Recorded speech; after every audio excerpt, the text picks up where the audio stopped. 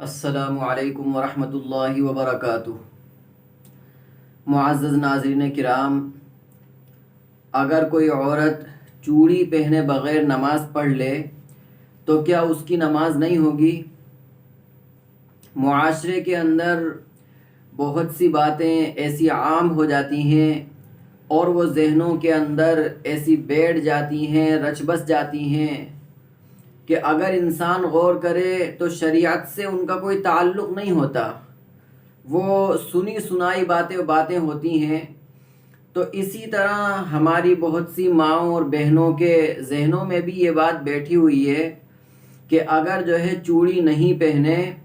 اور چوڑی پہنے بغیر اگر نماز پڑھ لیں تو اس کی نماز نہیں ہوگی۔ حالانکہ نماز یہ اللہ رب العزت کا ایک حکم ہے، ایک اہم ترین فریضہ ہے، اور جہاں تک چوڑی کا تعلق ہے تو یہ تو عورت کی زیب و زینت میں سے ہے، اس کی زینت کی اشیاء میں سے ہے۔ ایک طرف تو بالکل زیب و زینت کی چیزیں ہیں اور دوسری طرف وہ عبادت ہے، بلکہ اتنا ضرور ہے کہ انسان جب عبادت کرے تو اچھے انداز کے اندر عبادت کرے، یعنی اس کا لباس بھی اچھا ہو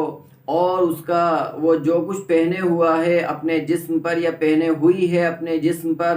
وہ بھی بہت زیادہ اچھا ہو۔ قرآن میں خذوا زینتکم عند کل مسجد، کہ ہر عبادت کے وقت زینت اختیار کرو۔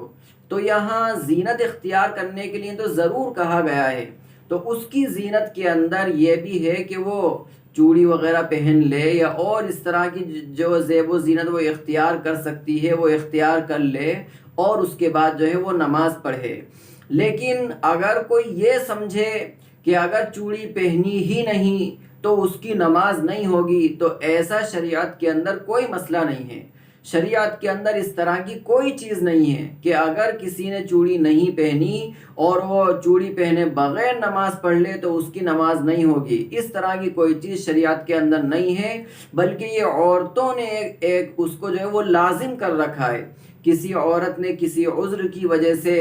اپنی چوڑیوں کو اتار رکھا ہو